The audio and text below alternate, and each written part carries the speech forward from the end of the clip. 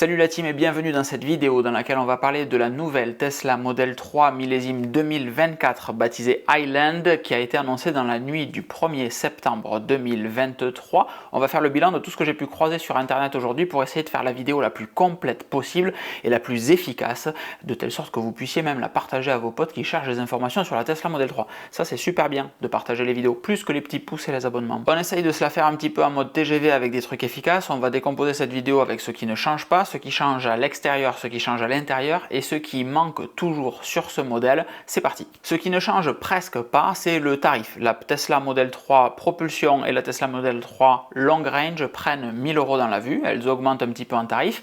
On va voir un petit peu plus tard que c'est pas forcément délirant de les vendre 1000 € plus cher. La Model 3 Propulsion passe à 42 990 €, 41 990 € précédemment. Et la grande autonomie repasse au-dessus des 50 000 puisqu'elle s'approche des 51, 50 990 contre 49 990, psychologiquement c'était important précédemment. Tesla fait cette fois-ci l'inverse de d'habitude, c'est-à-dire qu'on a la version propulsion et la version long range, alors que d'habitude on a la long range et la performance et la propulsion arrive après. Là c'est réellement les deux véhicules qui sont le plus vendus qui arrivent dès le début, c'est pas mal. Aucun mot sur la performance pour l'instant.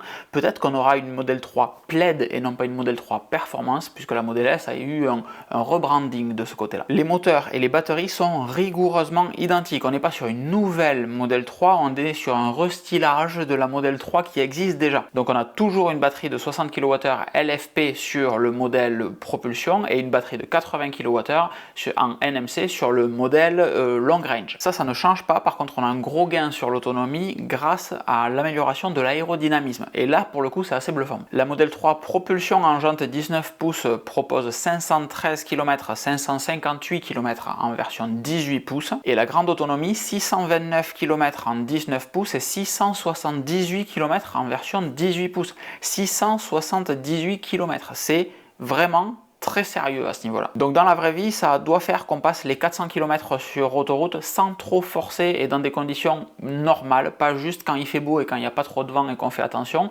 Pour comparaison, la Model 3 Long Range de fin 2021, donc les batteries précédentes, 580 WLTP, j'arrive à 350 km et si réellement les conditions sont oufissimes, je peux tirer jusqu'à 380 km sur autoroute à 130 km/h non-stop, mais en réalité ça m'est arrivé une seule fois. On est plus entre 300 et 350 dans la vraie vie et en étant serein. On va maintenant parler de tout ce qui change parce que Tesla annonce avoir remplacé 50% des composantes de ce véhicule pour la rendre plus agréable, plus esthétique, plus sûre, plus luxueuse et ça se voit sur pas mal d'éléments. Encore une fois, il ne s'agit pas d'une nouvelle Model 3 mais d'un midlife update, on va le qualifier comme ça. Dans mes recherches sur la journée, j'ai croisé pas mal de personnes qui disaient que c'était un bond en avant, que c'était une révolution, etc. En réalité, Tesla intègre des technologies ou des innovations qui étaient déjà présentes sur les Model S et Model X depuis un an. Alors ça arrive cette année chez nous à peu près en même temps puisqu'on a eu pas mal de délais par rapport aux Américains, mais ça n'a rien de si nouveau que ça. Là où par contre Tesla est incroyable, c'est de proposer des fonctionnalités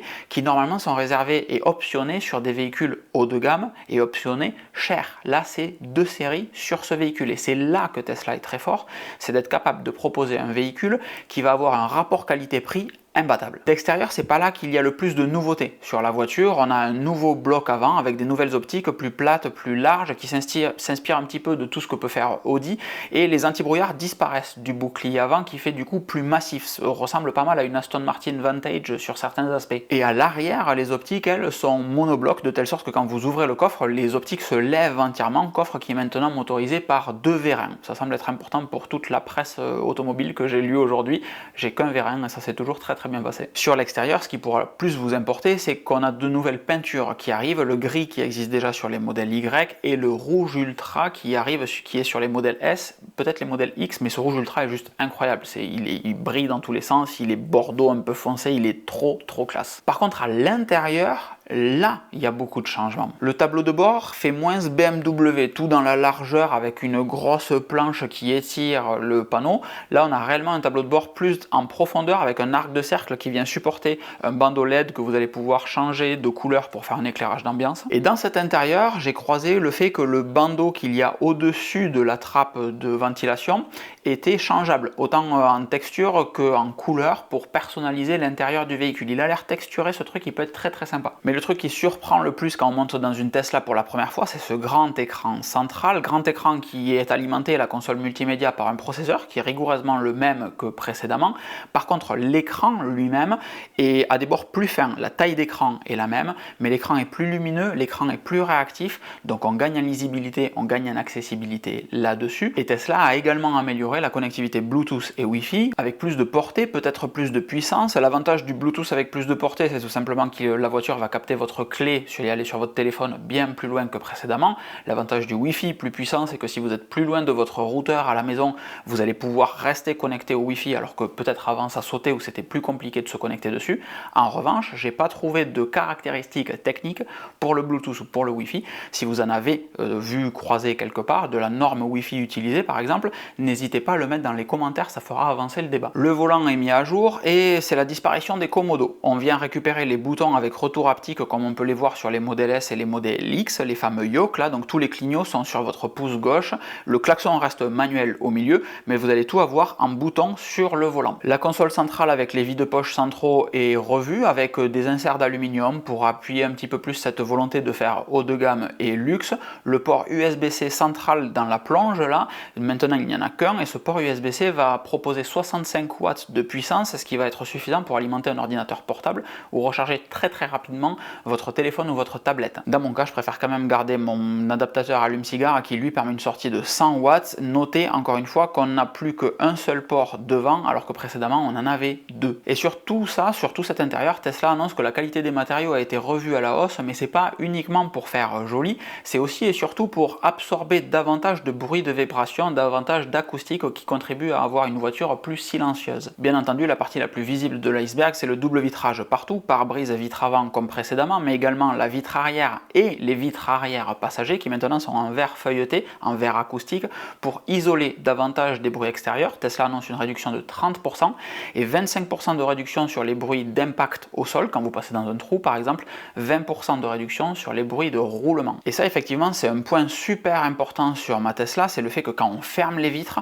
il n'y a plus de bruit, et encore, moi j'ai que le double vitrage à l'avant et pare-brise, j'imagine même pas ce que ça doit être dans les nouveaux véhicules comme cette Model 3 2024. Reste à savoir si la qualité de fabrication et d'assemblage se sera améliorée, parce que c'est très bien d'isoler des bruits extérieurs, mais si la majorité des bruits que vous entendez viennent de dedans, comme c'est le cas dans la mienne avec de la câblerie qui se balade au niveau de l'airbag ou la banquette arrière qui vibre dans tous les sens, ça ne sert à rien. Et pour contribuer à tout ça, Tesla a également revu les suspensions, le châssis, les points d'ancrage du bloc batterie sur le châssis pour contribuer à une voiture qui va être plus agréable à conduire certes, mais aussi beaucoup plus silencieuse. Il y a vraiment une volonté de haut de gamme. Ce truc là, je pense que ça fait partie du communiqué de presse que les différentes personnes qui ont été invitées ont eu, parce que haut de gamme, luxueux, ça ressort partout. Réellement, Tesla veut arriver là-dessus. Et pour conclure cette partie intérieure, les deux gros points qui sont impressionnant pour moi, c'est le fait qu'à l'arrière arrive l'écran qu'il y a sur la Model S et Model X qui va permettre aux passagers arrière de piloter la console multimédia, de gérer leur ventilation, etc.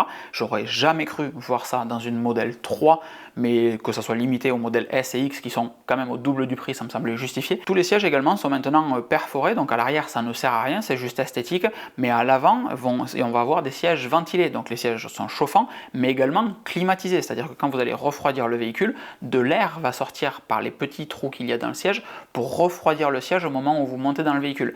Ça c'est très cool, mais dans une Model S par exemple qui a cette option depuis des années, c'est un nid à crasse et ça peut se boucher très rapidement, donc à voir à l'usage comment est-ce que ça vieillit. Et après il y a trois choses qui manquent toujours aujourd'hui. La première des choses, c'est des finitions réellement au niveau des prestations que Tesla veut proposer. Sur la vidéo d'Automobile Propre qui est sortie ce matin, je suis très surpris de voir que la porte et le tableau de bord ne sont pas parfaitement alignés, il y a un jeu d'un demi-centimètre à peu près.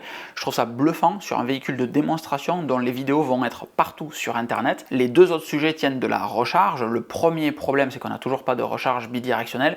Ça peut se comprendre d'un point de vue économique puisque Tesla vend aussi des Powerwall et des panneaux solaires, donc ils veulent peut-être pas tuer leur marché qui naît là-dessus, mais c'est quand même ridicule quand on a la volonté d'accompagner le monde vers des énergies renouvelables et une transition énergétique, de forcer les gens à acheter un Powerwall en plus alors qu'ils ont déjà 70 kg de batterie qui sont sur des roues et qui traînent un petit peu partout. Ça serait super bien qu'il y ait de la recharge bidirectionnelle, ça va juste dans le bon sens de de l'avenir du monde en fait, aussi simplement que ça.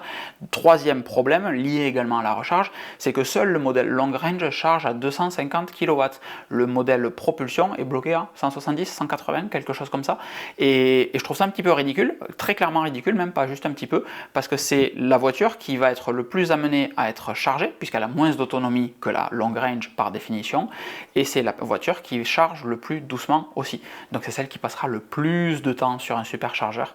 C'est très dommage. Il n'y a pas de raison de faire plus long que ce que je viens de faire. L'idée c'était encore une fois de proposer une vidéo efficace qui résume un petit peu tout ce que j'ai croisé partout. Si j'ai zappé des éléments, c'est peut-être pas volontaire, mais n'hésitez pas à les mettre dans les commentaires de cette vidéo. Je lis tous les commentaires et ça engagera le débat. Je réponds à l'immense majorité d'entre eux. Et évidemment, on ira tester cette nouvelle Model 3 dès qu'elle sera disponible en concession. Donc si vous n'êtes pas abonné à Tesla Thérapie, abonnez-vous. Je vous encourage vraiment et je vous dirai jamais assez merci de partager les vidéos avec un pote à vous qui lui aussi pourrait peut-être s'abonner à son tour. C'est réellement ça qui est trop cool. Les petits pouces, les commentaires, les abonnements, les partages. Je vous fais des grosses bises. Je vous souhaite une excellente fin de journée. À très vite. Ciao ciao.